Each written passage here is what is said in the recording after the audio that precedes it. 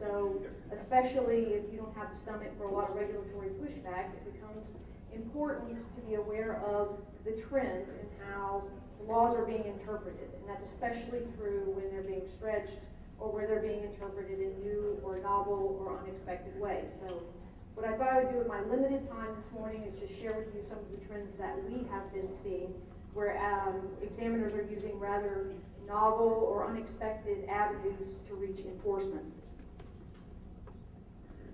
So the title of my presentation is Mind Your Own Business, recent message from regulators, mind your own business and everyone else's.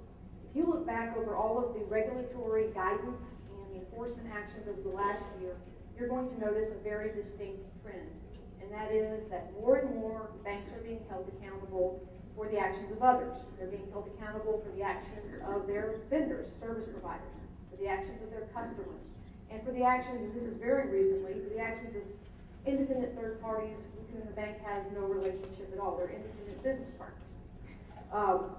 And the regulators are not using traditional means to reach that enforcement, to impose that liability. They're not proposing new rules and then waiting for industry comment and then moving to enforcement. They're using crafty shortcuts, and often that is in the form of informal guidance. And so we wanted to show you some of those shortcuts this morning. So the idea of holding someone accountable for the actions of others is not a new concept. It's a concept called vicarious liability. It's been around for years, and there are decades of case law where the courts have interpreted when should a person be held accountable for the actions of another person. So if you operated your bank outside of a regulated industry, this is the standard that would likely have to be satisfied if you were going to be held accountable for someone else's actions. Here again, after years and years of deliberation, the courts have decided that there should be a relationship.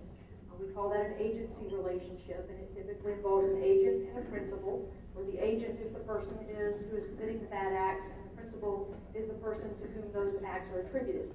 And in addition, the courts have said not only must there be a relationship, that relationship has to be so close such that in committing the bad acts, the agent had to be acting on behalf of the principal to such an extent that the bank had the ability to control or direct the actions of that person. And I only mentioned this standard here at the beginning because I want you to keep this standard in mind as we move through the different situations in which banks are being held accountable for the actions of others. And I want to show you just how far away we've gotten from that standard. All right, now we're going to talk about how regulators are holding banks responsible for the actions of others in a number of different contexts. And I've listed those here. I also like this graphic because it illustrates another point, and that is that as we move through the different situations where the bad actor is having their actions attributed to the bank, you'll notice that that bad actor is getting farther and farther away from the bank. The relationship is getting more and more tenuous. So first, let's look at how banks are being held responsible for the actions of their service providers. This is also not a new concept. The idea of appropriate vendor management and oversight have been around for a while. And out of all of the contexts in which banks are being held responsible for the acts of others, this is probably that comes the closest to satisfying those requirements for vicarious liability. Here we usually do have an agreement where the vendor or service provider is acting in an agency capacity on behalf of the bank, and the agreement usually provides the bank with the ability, and it should provide the bank with the ability to manage the manner in which those services are provided. So at least in this context, there's some straight-faced argument that the bank should have some vicarious liability for its vendors in some circumstances. So in addition to the recent trend of enforcement in this area, we've also noticed a pattern to the approach to enforcement that the regulators are taking. What we're seeing is that in each of these areas, the regulators come out with new or updated guidance, and then the enforcement comes right behind that. So here, in the area of service providers, you may have noticed that the OCC, the Federal Reserve, and the CFPB all issued new or updated guidance last year on managing risks associated with vendors or service providers. And I've listed the most recent of those up here. Now, all of this guidance is just variation on a common theme, and that theme is that banks will be held accountable for the activities of their vendors and service providers to make sure that they comply with law and that they're consistent with safe and sound banking practices. So that was the guidance, and then came the enforcement actions. Now, I've listed here some of the most common avenues to enforcement that we're seeing in this area. We've seen banks having to pay civil money penalties and restitution for the unfair, deceptive, abusive practices of vendors or service providers who are marketing their services to consumers. There are the big high-profile ones, the American Express for credit add-on products. We've also noticed, if you just look back last month at the FDIC's enforcement actions, there are a number of these types of enforcement actions for UDAP violations in marketing at smaller institutions. So this is trickling down.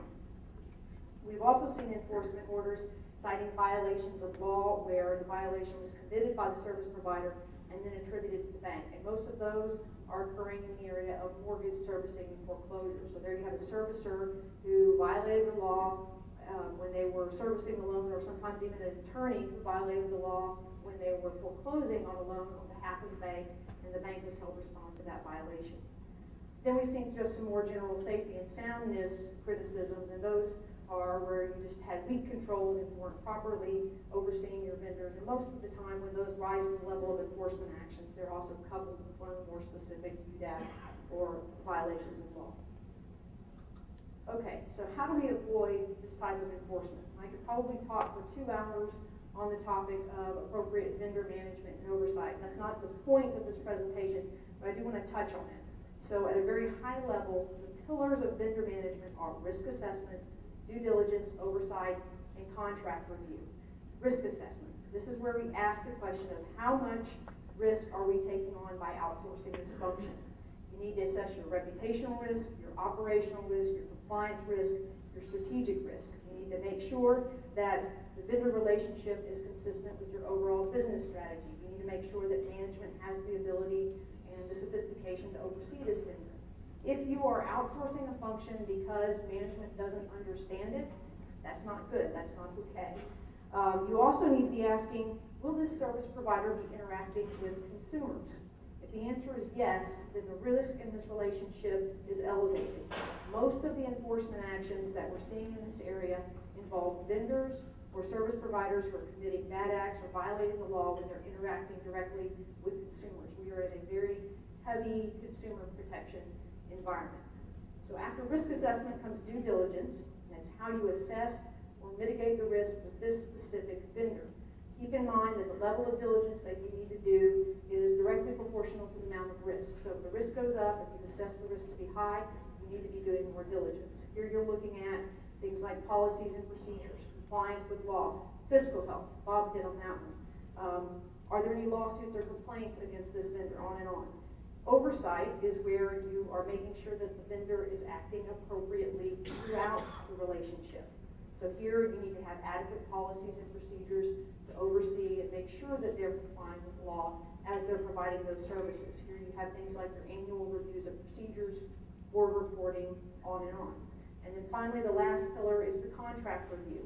Here is where we contractually obligate the service provider or the vendor to act appropriately. We obligate them to comply with law. We get affirmative covenants from them that they're going to comply with law. It also, the contract is where you give the bank the ability to do their diligence, the ability to go in and do those audits that they need to be doing. It's also where you provide protections like indemnification. As Bob pointed out, that's why you need to do the diligence on the fiscal health. If your service provider does not have the financial wherewithal to back the indemnification provision, the indemnity that they're giving you, it's not worth the paper that it's written on, so be sure and do that. And finally, the ability to terminate the relationship is an important contractual issue. You just need to be able to get out of that relationship, and the contract provisions are going to give you the ability to do that with some flexibility. Okay, so that was very quickly the vendor management. Let's look at the next situation where banks are being held responsible for the acts of their customers. So here, the customer is the bad actor. The customer violates the law or engages in some kind of risky behavior, and the bank is held responsible. And notice that unlike the vendor relationship where the vendor was working together or for the bank, here the customer is more removed. The relationship is more tenuous. It's so tenuous, in fact, that we no longer satisfy that traditional standard of vicarious liability. Although you typically still have an agreement that governs your relationship with your customer, now the customer is not acting on behalf of the bank when it commits that bad act. Now the bank is the service provider, so it's typically not in a position to control the customer's actions. But again, we're not in a courtroom.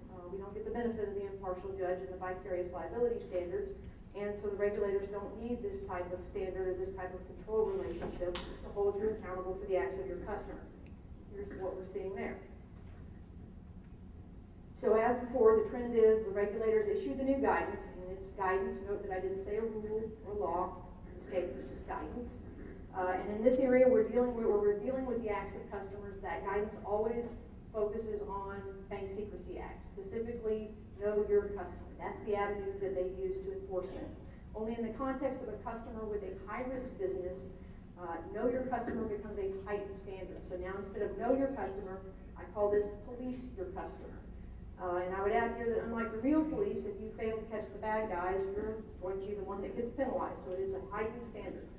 The first two guidance documents that I put up here deal with payment processing relationships. So here is where you, the bank, are processing payments on behalf of your customer. Typically these are ACH payments, electronic checks. Most often it's ACH. And maybe you're doing that for a third-party credit card processor. Maybe you're doing it for an online vendor, let's say who's in a high-risk business, gun sales, or one that we've been dealing with a lot is online payday lenders. Those are your customers.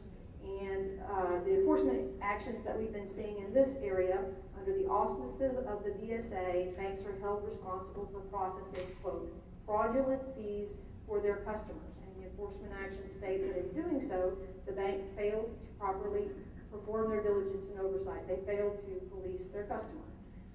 In those enforcement actions, the regulators focus on the return levels, and specifically that the level of the ACH returns, while completely within the permissible levels of NACHA, were higher than average. And they jumped from higher than average to indicative of fraud. And there's enough room in that guidance that the regulators have the subjectivity to interpret it that way. So clearly, they say the bank was not policing their customer because they did not notice that these higher than average return levels were indicative of fraud, and then those banks become subject to enforcement orders, civil money penalties, on and on. And that's the formal enforcement. What's more common is an informal type of prohibition, with the consequence that the bank is essentially forced out of what would otherwise be a legal or permissible business, profitable business sometimes.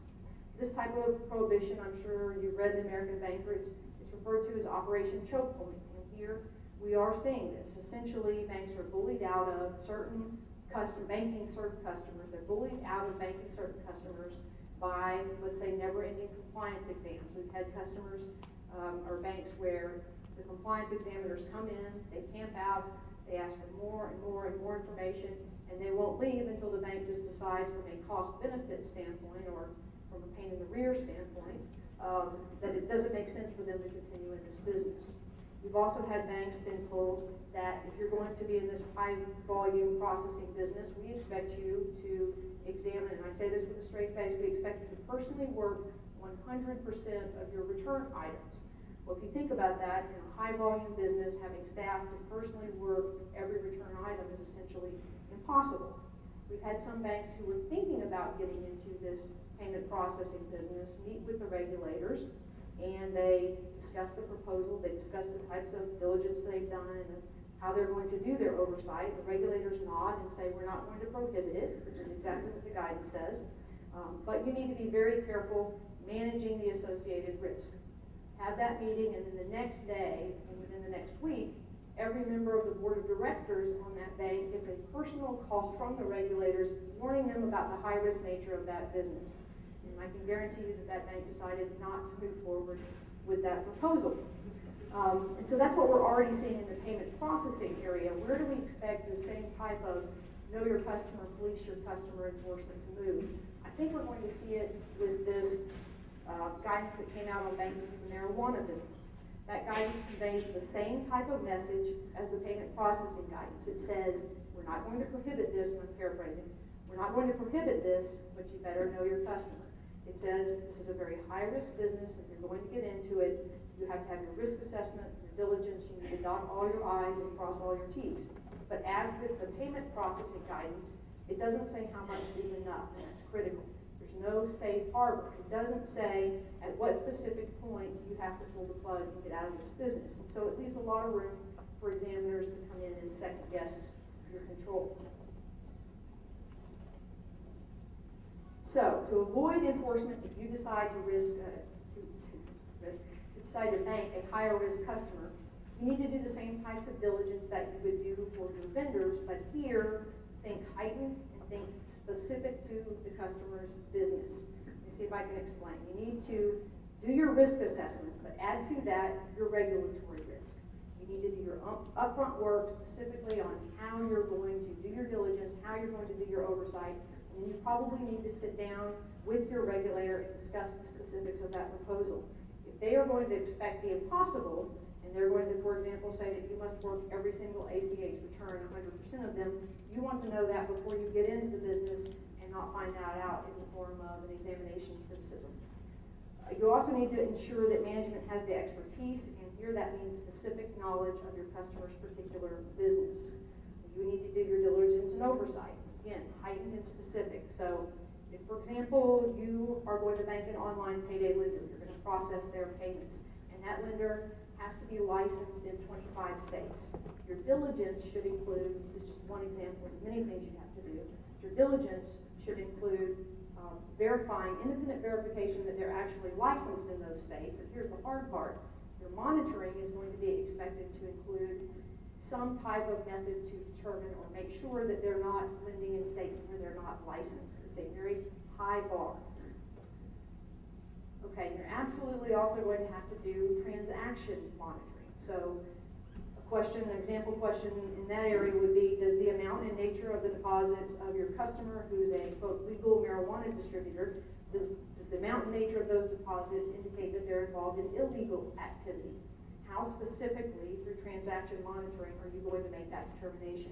Management needs to be familiar with the guidance and also the general landscape and the nature of the business in order to make that determination. You also need to know when to pull the plug. Look at these enforcement actions. It's absolutely clear that you can't simply file a SAR, say we noticed something suspicious there, but we're going to file a SAR, we're going to keep banking this customer.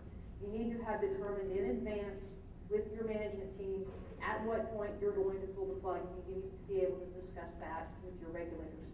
And that brings us then to the contract considerations. Here again, heightened and specific. You can't simply run with your deposit account agreement or your treasury management agreement. You need to have an addendum or a separate contract that addresses the specific customer and the heightened risk of their business. So you get the affirmative covenants that they're going to comply with law. You're going to get the ability to do your diligence and your oversight. That's going to come from the contract. You're going to get provisions that give you permission to turn your diligence over to the regulators. You don't want to have a confidentiality provision in your agreement with the customer that prohibits you from showing the regulators that you're doing your job. You also definitely want indemnification, and probably with these customers, you also want cash reserves. The processing business involves some credit risk. You want to have some cash in the bank to cover that. If you're going to make a marijuana distributor, their assets are by definition subject to seizure by the Fed should the Fed decide to come in and enforce federal law. And so you probably want some money in the bank to cover you there. Specific cash reserves. And then you also want the ability to terminate these relationships. With the vendor, we wanted flexibility. With these higher risk business, you want the ability to terminate immediately and without cause. And so that would also go into the contract. So that's how banks are being held accountable for the acts of their customers. The next category, with an even more tenuous relationship, banks are being held responsible for the acts of completely unrelated third parties with whom they choose to do business. And here, we don't even come close to satisfying the vicarious liability standard. Here, the bad actor is a person, another business that sold assets to the bank. In this case, we're talking about loans. And then the bank is held responsible for the actions that seller took with respect to those loans before the bank even purchased them. So here, no agency relationship, and the seller is certainly not acting on behalf of the bank. Here again, we have the same example, the pattern of regulatory guidance followed by enforcement. And the example I want to look at in this category is in March of last year, it's under the heading of fair lending. March of last year, the CFPB issued a bulletin on indirect auto lending. And then in December of last year, it took enforcement against Ally Bank alleging fair lending violations. And here's how that one played out. So Ally Bank had a large auto paper business where it would purchase loans from auto dealers at an agreed fixed rate. So Ally Bank purchases loans from auto dealers at an agreed fixed buy rate. The auto dealers, though, would mark that rate up when they were dealing with the end consumer, and the difference between the fixed buy rate and their markup rate was the compensation to the auto dealer. The CFPB determined that the markup, the dealer markup, so the dealer's actions with respect to the end consumer violated the Equal Credit Opportunity Act because they charged higher rates to consumers who probably belonged to a protected class, like an African American or Hispanic. And note that I said probably. The reason why I qualified that was because during that investigation, Ally Bank and the auto dealers pointed out that they don't collect that information. There's no way of even knowing whether that borrower was Hispanic or African American, what their race or ethnicity was. In response, the CFPB said, well, we looked at all of these loans and we statistically determined, using the borrower's last name and their address, that they probably belonged to a protected class. They used a statistical method to make that determination. And so I think Ally Bank probably had a pretty good case in this case, but again, they don't get the benefit of the courtroom. And so for business reasons, they consented to this order, and they ended up paying over $80 million in penalties and restitution. Now, the Ally Bank order focused on Ally's failure to control their dealer markup policies. So they failed to control their dealer markup policies. Ally failed to monitor and address the effects of those policies on consumers. And Ally Bank failed to ensure third-party compliance with the Equal Credit Opportunity Act. Note, again, nothing in this enforcement action even alleges that Ally Bank charged discriminatory rates. The only allegation was that Ally Bank failed to stop the auto dealers from charging discriminatory rates to the consumers. But despite that Ally Bank never charged a single customer a discriminatory rate, Ally had a fixed buy rate, the CFPB's blog headline announcing this consent order said, Ally to repay $80 million to consumers it discriminated against. Might you think that statement is unfair or deceptive or misleading? My reaction to that was, I just wish the CFPB had to comply with its own rules. Okay, now I want to note that the Ally Bank order is the only enforcement order that I'm aware of in the indirect auto lending area, but we have heard that the OCC at least is notifying some of its supervisory banks, the banks over which it has supervisory jurisdiction, that it will be examining, and it seems to be targeting or notifying the ones with the larger auto paper businesses that is going to be coming in and examining for compliance with the CFPB bulletin. So we also think that this one is going to trickle down. To avoid enforcement in this area, you really have two choices. You can make your arrangement with the auto dealer such that you prohibit them from marking it up, so you compensate them instead, they get compensated with a fixed fee per transaction. That's one option, and the auto dealers don't really like that. But the other option is that you have to monitor and control and police the policies of the auto dealers to make sure that they are not harming consumers. And you would do that through the diligence and oversight and the types of things we talked about with respect to the higher risk customers.